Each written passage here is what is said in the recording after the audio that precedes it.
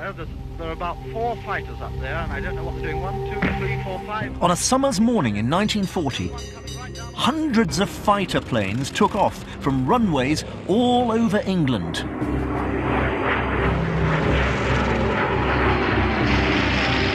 A decade before I was born, this country faced annihilation. In the Second World War, my mother and father were both army officers, and all through my childhood they looked back to that most frightening summer. On this battle depends the survival of Christian civilization. It was, of course, soon known as the Battle of Britain. But even though that was its name, it wasn't actually fought over the whole of the British Isles. It was the skies over England, Sussex, Kent, East Anglia that saw most of the action. And the Battle of Britain was not a one-off. It fitted into a glorious series of victories: Crécy, Agincourt, the Spanish Armada, Trafalgar. But most of those victories were not British, but English. The Spitfire just behind the first 2. He'll get them. Oh, yeah. The odds of survival were low, but those fighters showed a confidence that the English have always had, and still do. It's given this corner of an island a belief in its own importance, way beyond its geographical size. But why? The answer lies somewhere you might not expect. The reason that the English have always felt so supremely self-confident is that for over 1,000 years they believed that they possessed the greatest asset you could hope for: God. Nowadays, such an idea might seem preposterous, but I hope to show you that that is the evidence from history. In this series, I'll be exploring English identity, to try and find out what it is and how it's changed through time. You can't imagine this happening in England, can you? I'll be challenging some stereotypes, that to be English is to be tolerant, or to be white, Anglo-Saxon. And I'll reveal that national identity has never been just one thing. It's evolved, not always in ways to be proud of. But there's been one constant: religion, a force that shaped the English soul.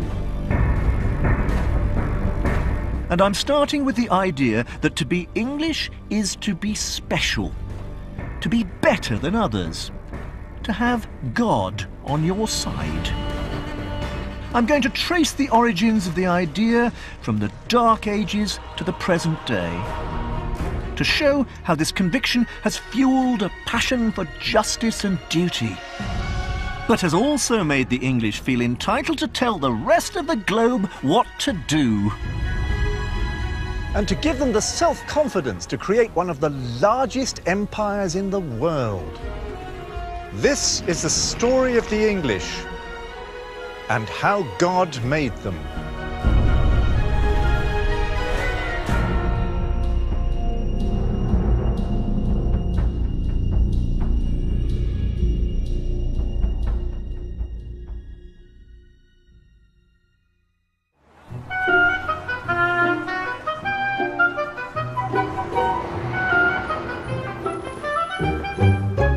We all know the clichés of what the English are like. Reserved but eccentric, with a commitment to duty and fair play. And there's one characteristic in particular that marks the English out from the rest of the United Kingdom. I mean, what makes the English different from the Welsh or the Scots or the Irish? I think it's summed up in a comic song from my youth which Flanders and Swan used to sing, and the opening lines are: the English, the English, the English, they are best. I don't give tuppence for all the rest. That's it, you see, the English think they are best. Because of that, they view themselves not as mere spectators of history, but as a people called upon to play a role in shaping it. And nowhere is more symbolic of effortless English superiority than the Houses of Parliament. Their official name is the Palace of Westminster. And that's because from the 11th century, it was the home of kings, and English kings, not British kings. Ever since, it's been the heart of England. I'm making for the centre of this building, where you can begin to find clues as to why the English have always believed they're better than anyone else. You could try explaining it in all sorts of ways. The food, the weather, the fact they live on an island. But I believe it's got everything to do with God. This place is full of symbols, and actually the most important symbols are religious.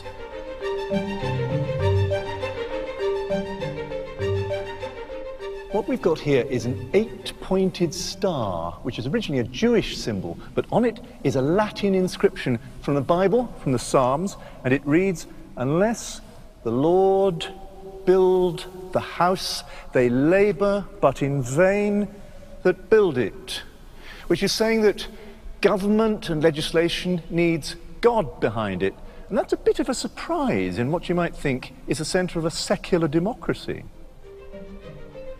And once you start looking, this is not the only religious inscription. The building is crawling with them. Now this one says, "The heart of the Queen is in the hand of the Lord." In other words, everything the monarch does is inspired by God. And further behind the scenes is a very grand chamber used by the lords for committees. It's got an intriguing name. It's called the Moses Room, and on the end wall there is this enormous fresco of Moses giving the Hebrews the 10 Commandments. Yet more religion.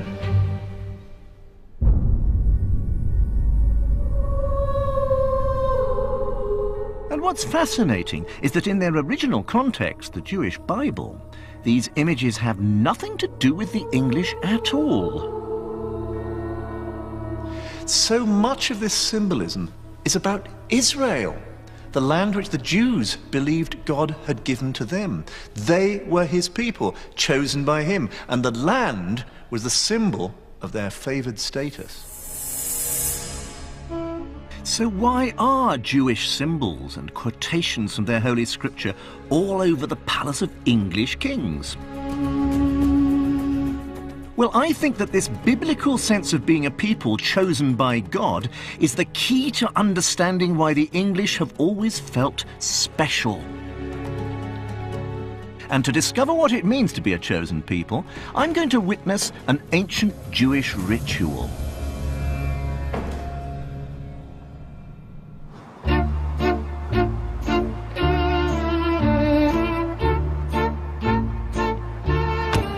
I've been invited to attend a ceremony which is one of the most important moments in a Jewish boy's life.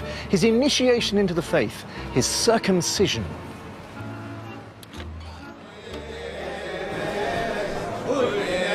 The idea of being a chosen nation is one that begins with the Jewish people. Their Holy Scriptures claim that God chose a man called Abraham to be the father of a great nation, the Jews. They made a covenant, an agreement. The Jews would be faithful to God, and in return, he would reward them with a land. The mark of this unique relationship was circumcision.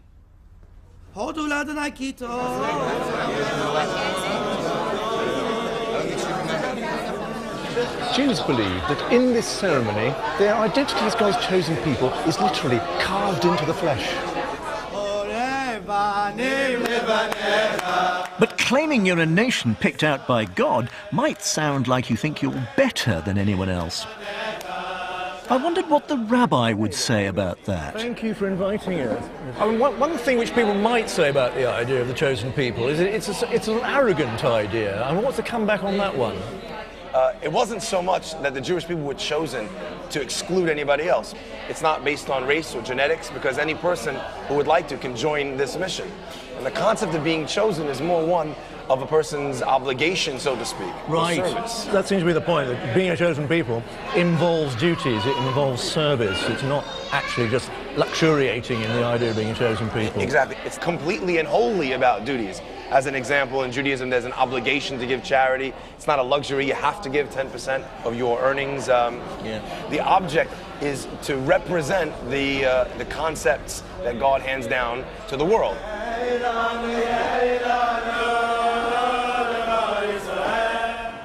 I'm leaving this celebration with a big question. How on earth did this ancient Jewish belief of being singled out by God as a special people come to be applied to the English? Well, there was one community in this country which knew these ideas inside out. Monks. And it was a monk who first applied this concept of a nation chosen by God to the English, before the English as a people even existed.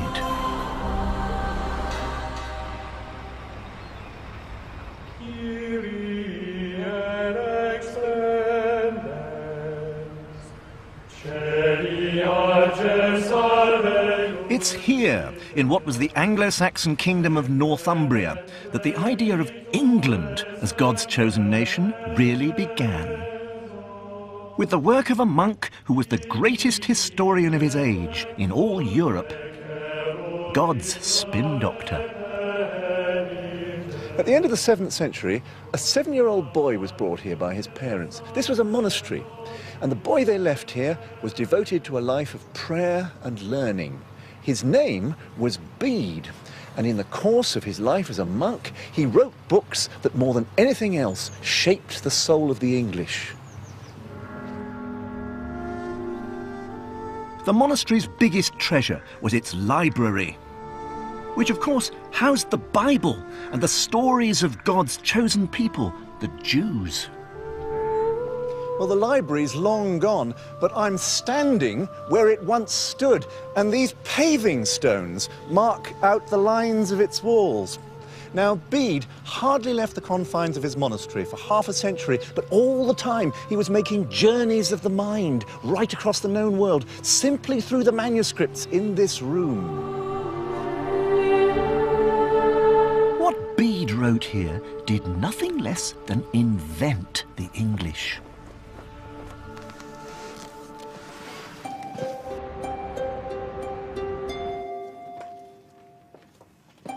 Bede's masterpiece was a brilliant and engaging book called The Ecclesiastical History of the Gens Anglorum. That's Latin for the English people. It tells the story of how Roman Christianity arrived on these shores, and how the conversion of the people to Catholicism changed English society. One of the earliest copies of it dates back to the 9th century. And I'm excited about getting my hands on it. Thank you. Well, historians like me, even if we read Bede in Latin, generally do it from a modern text, but this book is only 100 years younger than Bede himself. Now, Bede's story starts in Rome, where Pope Gregory I, of his own initiative, decided to send a mission to this northern island. He sent out a party of monks led by a monk called Augustine, and in 597 they arrived in the kingdom of Kent. From there, Roman Christianity spread through the land. This was the very first time that a pope had ever sent a mission anywhere. And for Bede, this sense of being singled out for special treatment, chosen, was hugely significant. He paints a picture of the English as a people who adored the memory of Pope Gregory, who were absolutely committed to this Roman Christianity and united by it. For Bede, to be English is to be one people with one Christian God.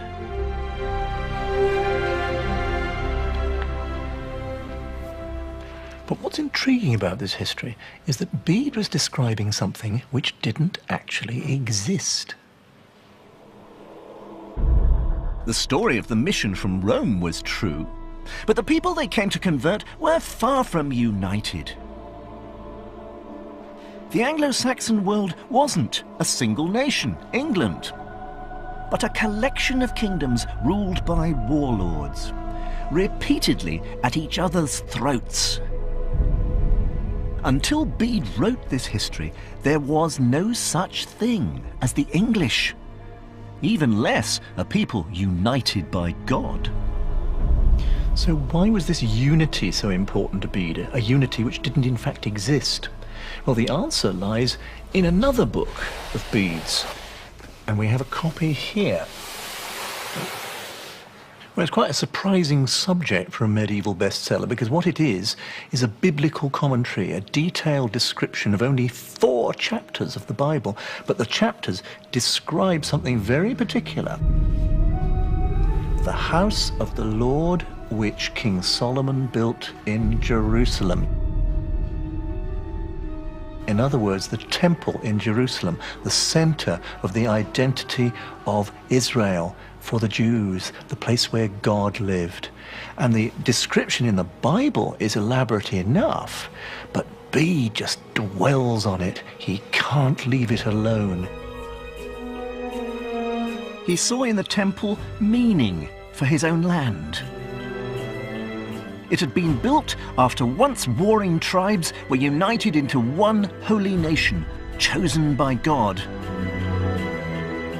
Israel. And from that unity had followed wealth and God's protection. Now all that resonated with Bede, and now he applied it to his own people, the Angli, the gens Anglorum. The Pope had chosen them above all others.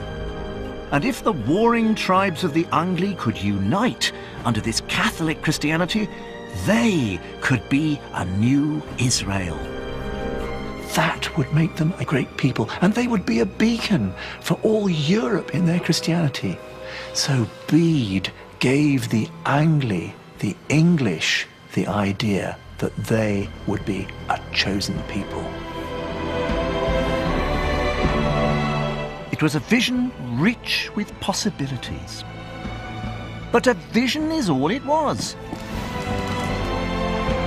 It just needed someone to take it out of the dusty library and make it real. And one of England's greatest medieval leaders did just that. Alfred the Great.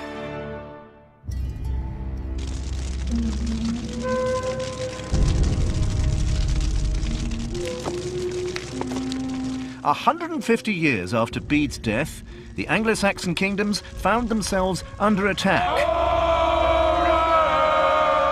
from the Vikings. The people here have not forgotten the Vikings. Every year they gather at nightfall in a festival to commemorate Viking invasion. These marauding Scandinavians were a fearsome enemy.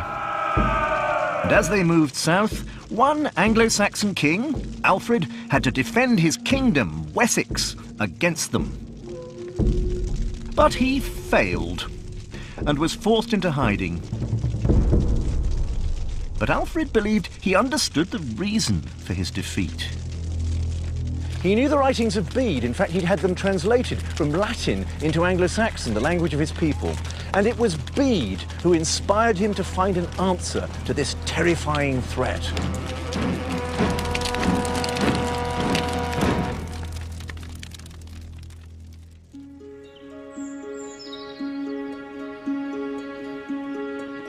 Alfred fled here, to the Somerset Levels. They were a huge swamp then, and even now, often the best way of getting around is by boat. Here, Alfred brooded on his downfall. Bede had convinced him that this land was chosen by God and under God's protection. So why then had the Vikings been so successful? For Alfred, the answer was in the Bible. Being a chosen people had strings attached. The prophets said that the rich must look after the poor, that the oppressed must be relieved. And if you didn't do this, God would do some serious smiting. Alfred decided that his people were at fault. They'd failed to show enough devotion to God and his church, so God had sent the Vikings as a punishment. Understanding that was the key to defeating the invaders. Alfred was convinced there could be no victory without God. OK, you couldn't bribe the Almighty, but surely he would look with much more favour on the nation if it knew his laws and obeyed them. Alfred's solution was to draw up a law code based on the Old Testament.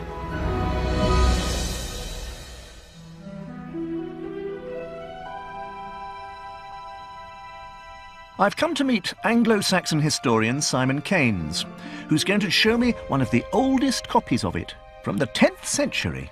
It is the earliest surviving manuscript of the Chronicle. He believes these laws weren't just everyday bits of administration, they trumpeted biblical symbolism. Well, here the law code starts with a list of its chapter headings, which, as you can see, are organised in 120 chapters, which of course is a highly symbolic number, and it's the age at which Moses died. So yes, we've got Moses the lawgiver, and now we've got Alfred the lawgiver. Yes, he sees himself as standing in this distinguished tradition, and he sees his law code as very much an English manifestation of the kind of legislation that he would have seen in the Old Testament. And the Old Testament theme goes on? Yes, you turn the page and no surprise to find that it in fact begins with the Ten Commandments. So you think Alfred really believed that if people obeyed God's laws, that would avert God's anger? Yes, Alfred is trying to ensure that his people are seen to be doing what is pleasing in the sight of God, and the hoped-for outcome would be that this would help them to earn God's support in their struggle against the Vikings.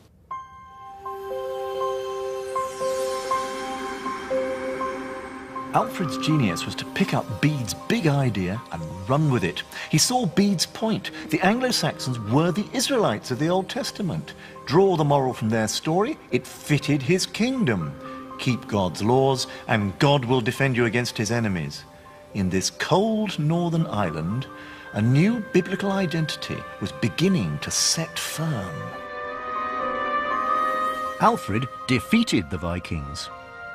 And he began to see himself not just as a king of one petty region amid a confusion of peoples, but as leading a whole chosen nation bound by God's laws.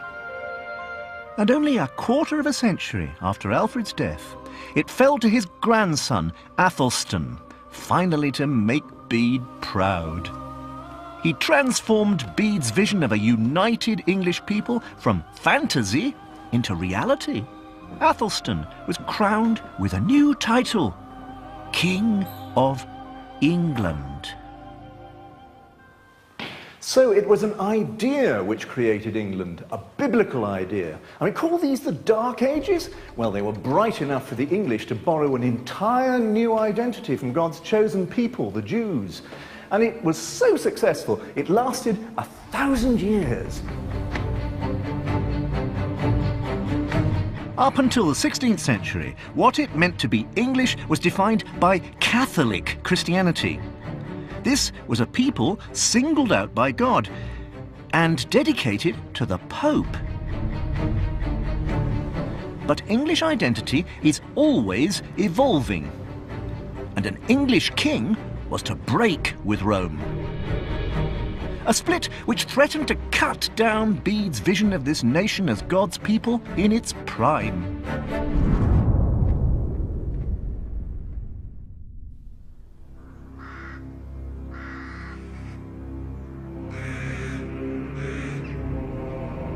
These walls are all that's left of one of the greatest medieval monasteries of Catholic England. It bears witness to a period of destruction which changed the soul of England.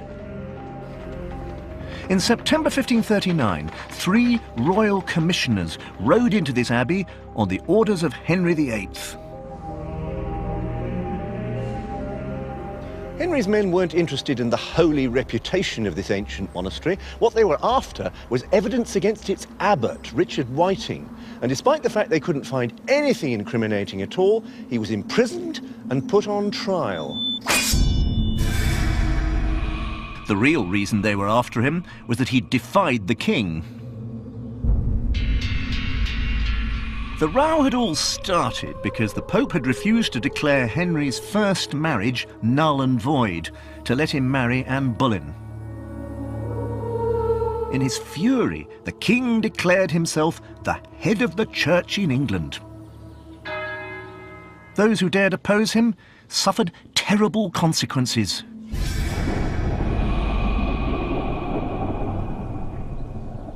Up there on the hill, the abbot and 2 of his monks were hanged, disemboweled, beheaded and quartered.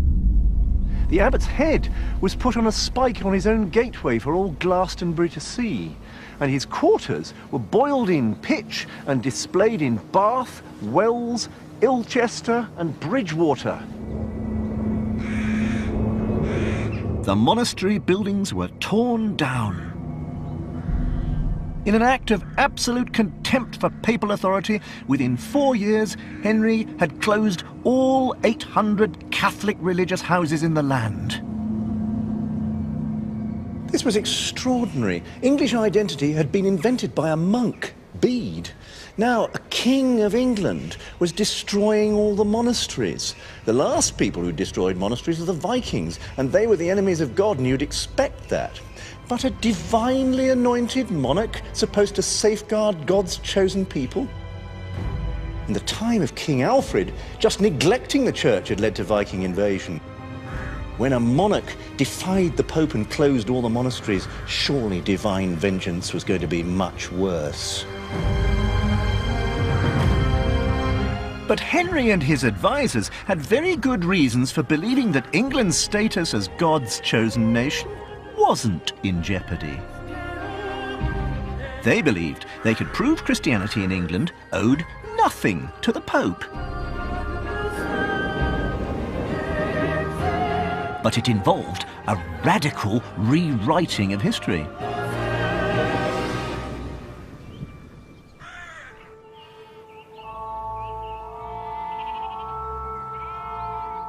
This is one of Glastonbury's most famous landmarks, and the site of an ancient legend about a visitor from the Middle East. It was a story which gave Henry ammunition to justify his break with Rome. A bit battered, don't you think? But Yes. someone's had a go at it. I went to talk it through with the author, Clifford Longley. Now, this is a truly extraordinary tree which comes from Israel, according to the legend. It was planted here originally by Joseph of Arimathea, who appears in the Bible as the man who lent his tomb to Jesus. He drove his staff into the ground, and as a result, miraculously, a thorn bush appeared, and its descendant is here in front of us. It's a link, therefore, demonstrating that Joseph of Arimathea planted the first Christian church in this country. And so I suppose that what's attractive for Henry VIII in this story is that here is a direct link from the heart of Christianity here to England, Yes. without any visit to Rome in the process. That's right. It provides him with a very interesting narrative about how he is right to get rid of the power of the Pope in this country. Because what he's really saying is that English Christianity did not derive from Rome and was never really Roman Catholic. It was, as it were, more primitive than that. It goes right back to the 1st century in Israel and derives directly from those sources. So Augustine of Canterbury's mission to England back in the 6th century suddenly becomes irrelevant. Well, You've also, already- you've got worse a than church that, here. it becomes a kind of papal aggression. That normative English Christianity is disturbed by this foreign invasion of the monks accompanying Augustine, and if you like, an assertion therefore of foreign power, which is what Henry was wrestling with. And this, if you like, this symbolises that England had a pure form of Christianity right from the start and did not depend therefore on any foreign interference. There can't be many trees which are responsible for an established church, I think. No, and it's looking a bit sorry for itself. You think that's a metaphor?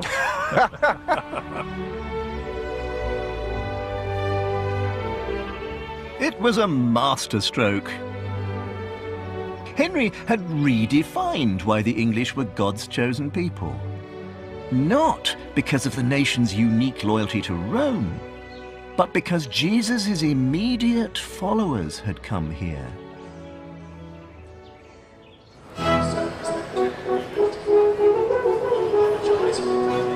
In a bold move, Henry had rewritten English history.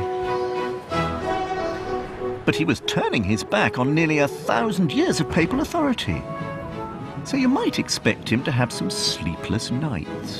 This train is for Hampton Court. But a happy event convinced him God was still on his side.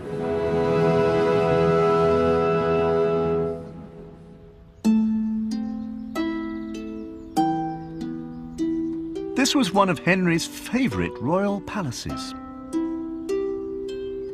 It was here that in October 1537, Henry's then wife, Jane Seymour, gave birth to a son, Edward. After nearly 30 frustrating years of praying for a male heir, he'd finally got what he wanted. But for Henry, this wasn't just about happy families. It had profound religious significance. He saw the break with Rome and the arrival of Edward as inseparably linked. He'd prayed to God for this greatest of blessings, and the fact that God had answered his prayers after he'd expelled the Pope was absolute proof that he'd done the right thing. To mark Edward's birth, Henry commissioned an extraordinary artwork.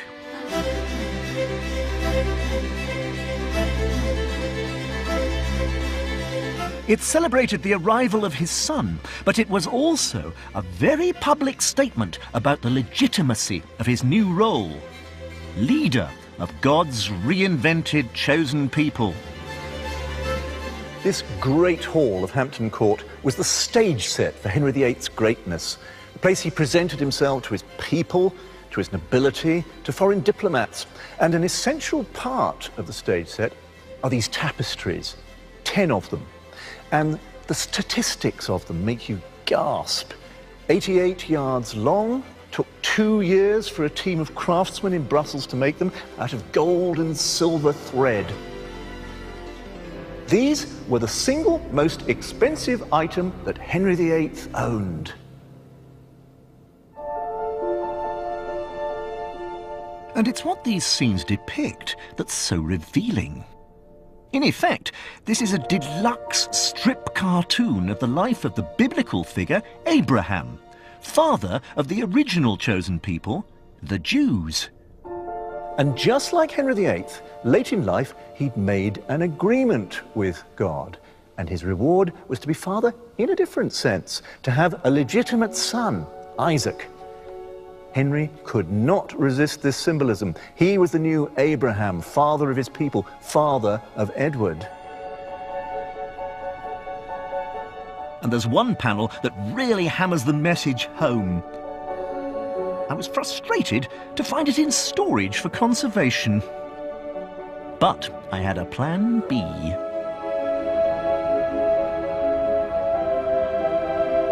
Here, tucked away behind Westminster Abbey, are the Dean's lodgings.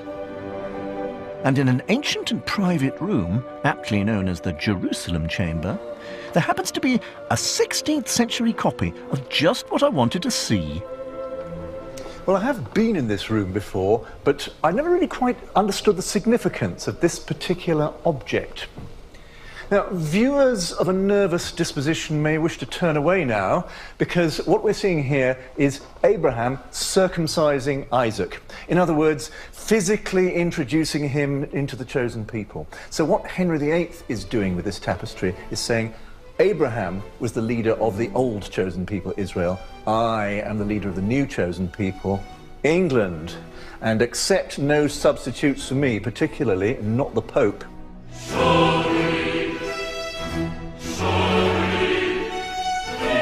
From now on, the chosen nation was the enemy of the Pope and Catholicism. To be English was to hate Rome. King Henry's rewriting of history changed England forever. And in a weird and rather English contradiction, everything had changed and nothing had changed. Nothing had changed because the English still knew they were special.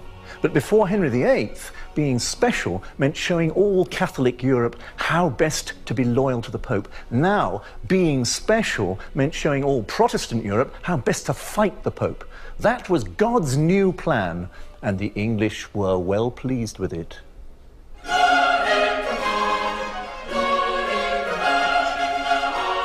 So, despite this Protestant Reformation, God was still shaping the English. And Henry's cheeky piece of national rebranding created a self-confidence that once again shifted thinking about being the chosen nation. By the 18th century, to be English was more than just to be special. It was to be better than anyone else. It was this sense of superiority that became the basis for one of the most implausible empires in world history.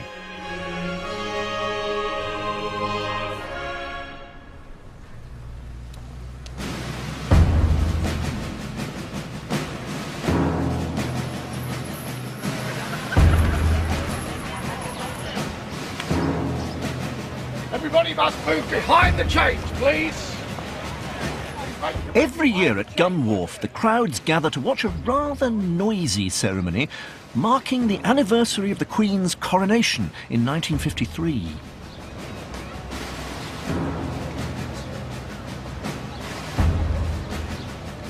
This is the Honourable Artillery Company, doing what soldiers do best. Firing 62 rounds on 3 guns.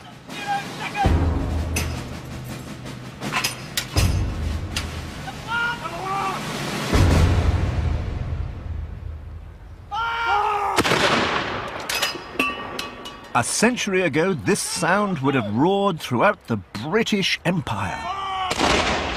Well, here I am back in our imperial glory days, when we were the people who ruled the world.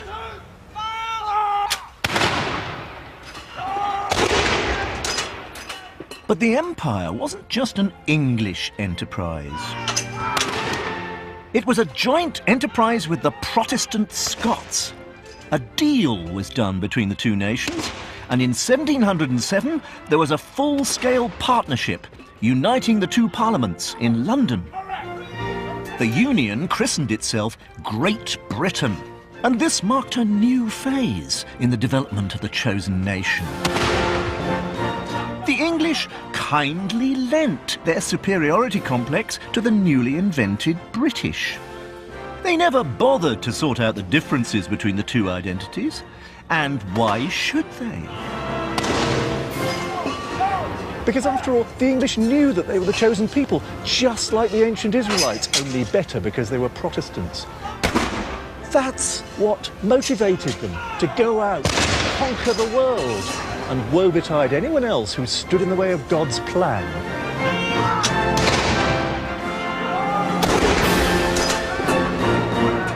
By the 20th century, more than 450 million people across the globe had come under British rule. Once, the chosen nation had been Catholic England, then Protestant England. Now it became Protestant Britain. The empire was born from the conviction that God was on Britain's side.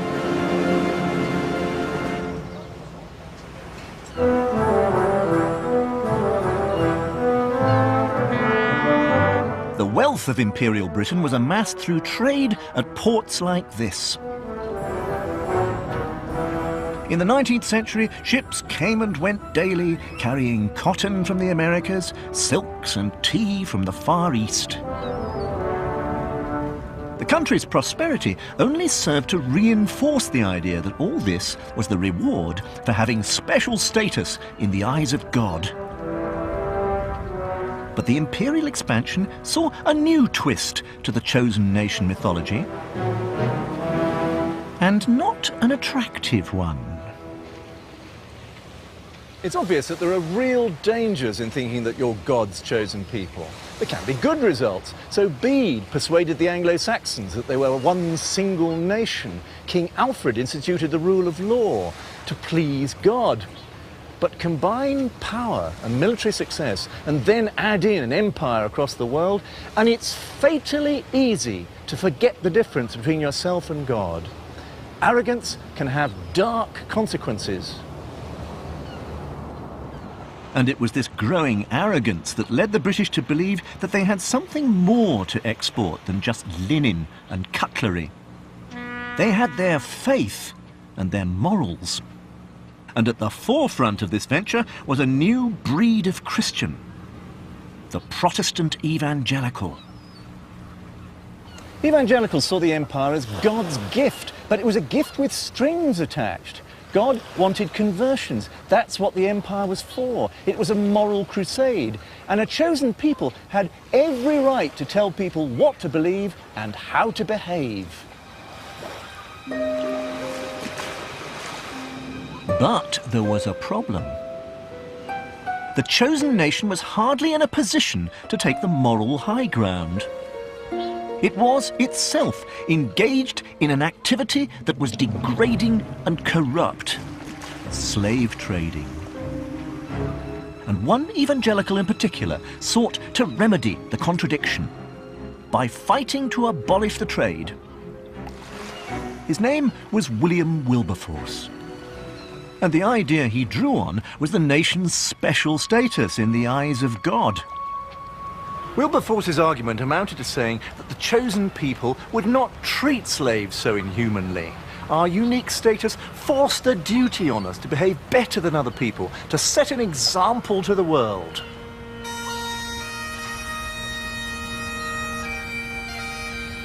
And so Britain led the way in abolishing the slave trade. But this moral imperative led to a rather ambiguous new global role for the chosen people. As God's policeman. Imperial Britain believed that its special status in the eyes of God gave it a right to correct bad behaviour everywhere. And its first job was to enforce its anti-slavery policy on a reluctant world.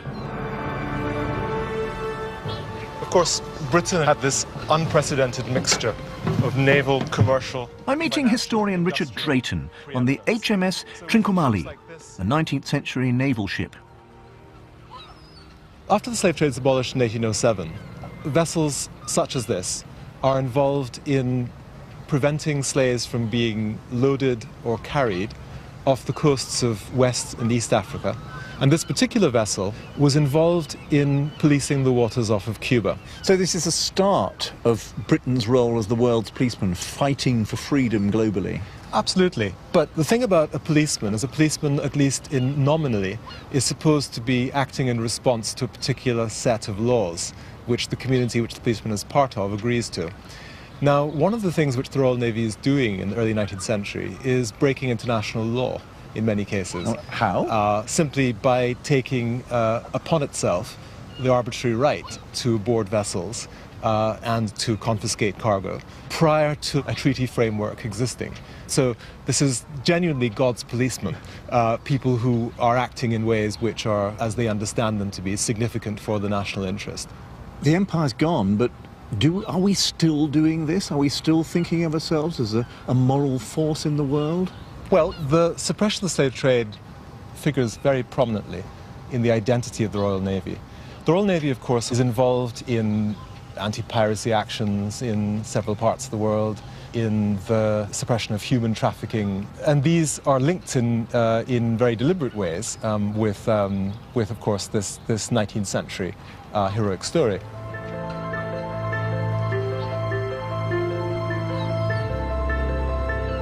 At the dawn of the 20th century, once again, English identity had both changed and remained the same. Bede's vision of a chosen people was still in rude health. But power always corrupts. And the power of the world's greatest empire did just that. It was an easy step to move from the ideal of a united people protected by God to becoming a nation that believed itself invincible. God's influence on the nation's character was at its peak. But all that was challenged by a cataclysmic event: the Great War.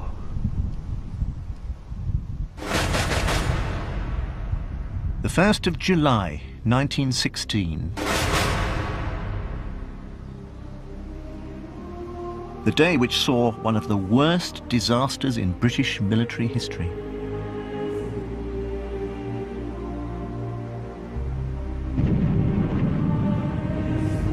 And a moment when an ideology the English had nurtured for over 1,000 years began to disintegrate.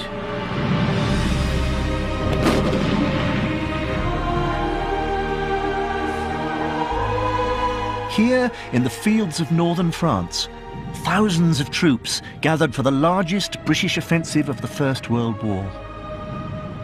I'm in one of the frontline trenches on the Somme, and as a soldier I would be able to see individual Germans the other side of the field. They're that close. And what the generals are ordering me to do, along with hundreds of other young men, is to climb out of the comparative safety of this trench over here into a hail of machine gun fire, and I don't stand a chance.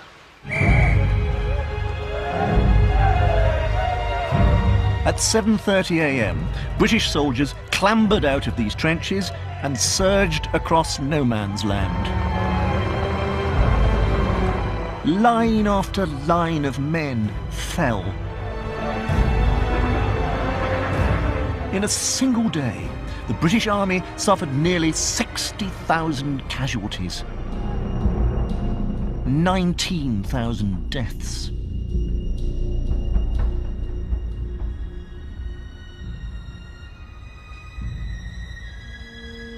Back home, the Church of England was perfectly clear about the purpose of the trenches. The Bishop of London called this a holy war, and the Dean of Durham said in 1916, a new link between church and nation will have been forged in the furnace of affliction. They were ideas put into practice in a divine recruitment drive. Anglican clergy across the land preached that the nation was drunk and promiscuous, and that they must repent for God to be on their side. And a practical way of showing repentance was to join up, an act that was the beginning of a submission to God's will. The mission's aim was to kick-start a religious revival in the face of a war which was not going well.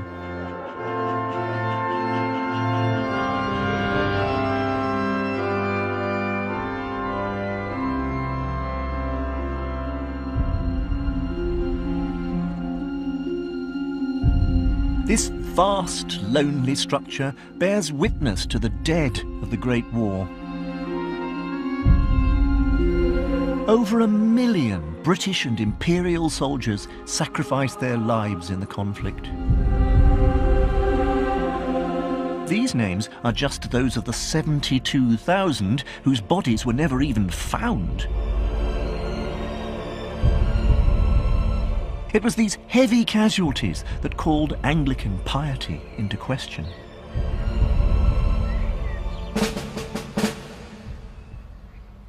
If God's chosen nation had gone to fight in a war they hadn't even started, in obedience to his purpose, then it had kept its side of the agreement. God's role in return was to see that his people came through. But where was the God of the English at the Battle of the Somme? He seemed to have forgotten his side of the bargain.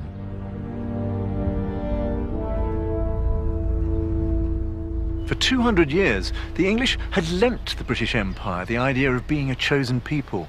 Now this most destructive of wars mocked both chosen empire and chosen nation. The onslaught was certainly enough to dent the self-confidence of the British Empire.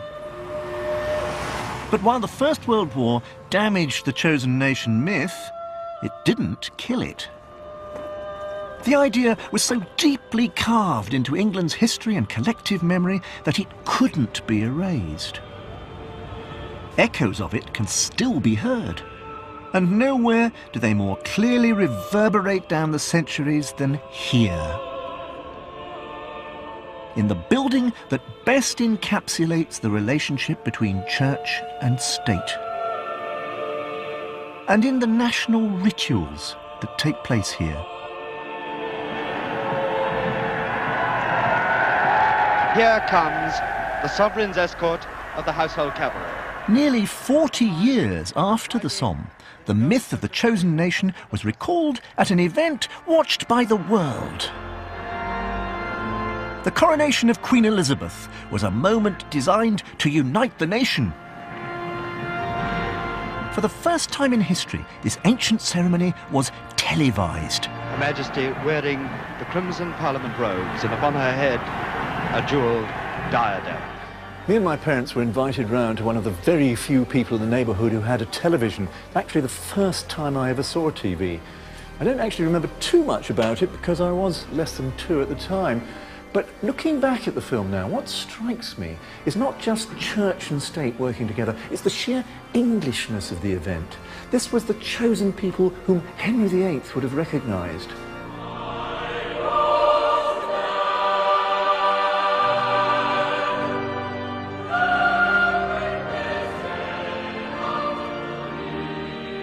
The millions who saw it were witnessing the culmination of over 1,000 years of English history.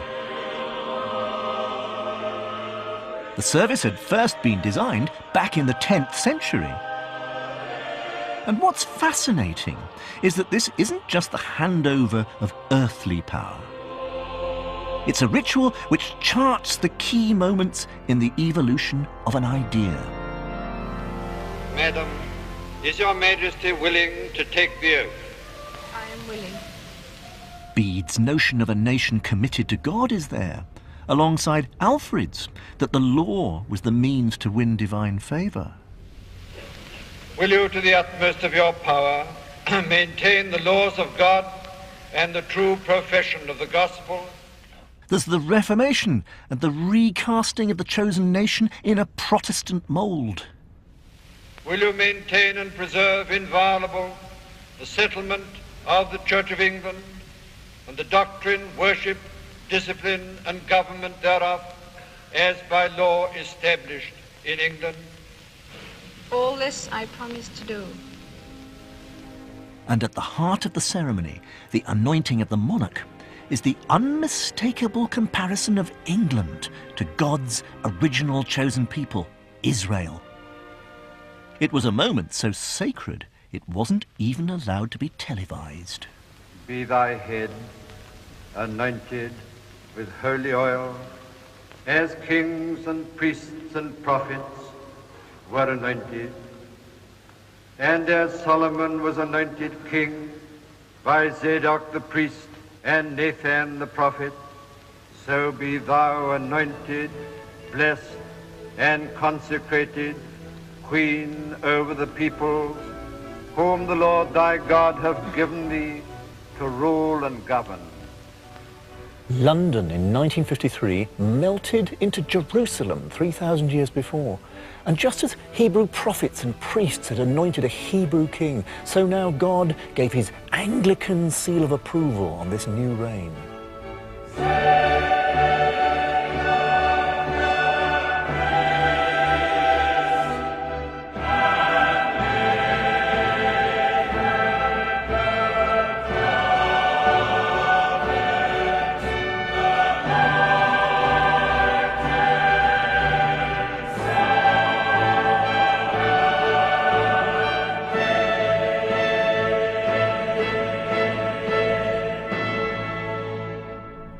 It reminds us that even now the sovereign rules as God's anointed.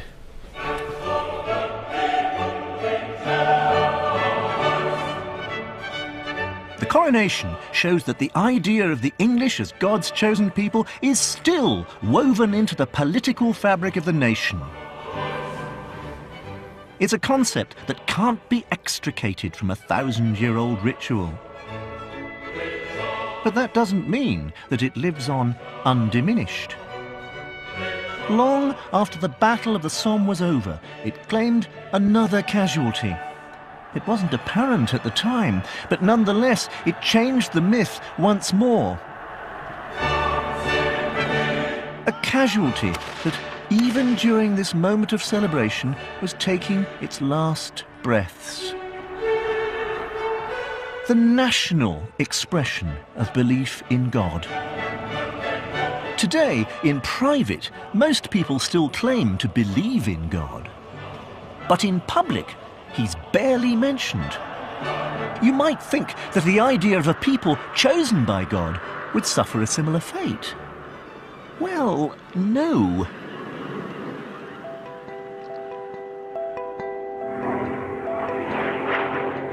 In the last 75 years, we've intervened in more than 22 conflicts. War in the Gulf has begun.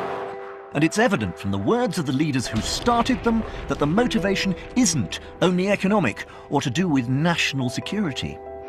Tonight, British forces are in action over Libya. They still assume this nation has a duty to intervene in the affairs of others.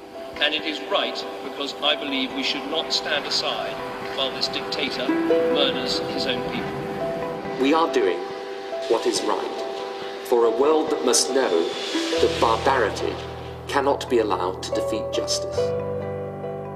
This is simply the right thing to do. There's still a sense that this country should set a moral standard for the rest of the world, as we have done throughout history. Centuries ago, when kings, emperors, and warlords reigned over much of the world, it was the English who first spelled out the rights and liberties of man. That we are still a chosen people. This country is a blessed nation. The world knows it. In our innermost thoughts, we know it. This is the greatest nation on earth. But since the First World War, there's been something missing.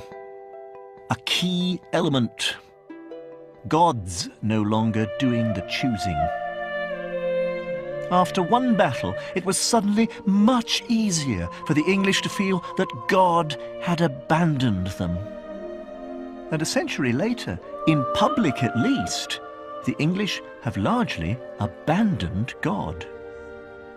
The English still have the sense of being a people so special that they feel duty-bound to set an example to the rest of the world.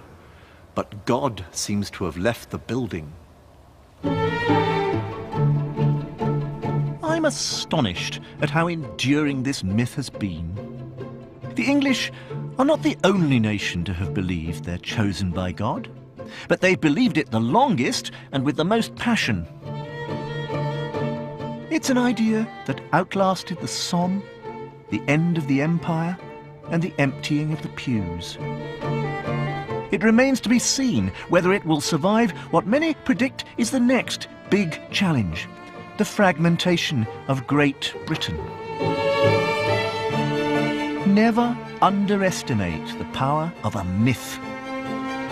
Over 1,000 years after an Anglo-Saxon monk first conceived of it in a small Northumbrian monastery, this myth of the chosen people lives on. Next time, I'll be looking at England's reputation for tolerance and revealing it's not always been what it seems. The English once did persecution in a way which would make any modern dictator proud. Another trip around the British Isles using photos as our guide. John Sargent makes his own photographic editions too in Britain's first photo album. It's Monday at 6:30.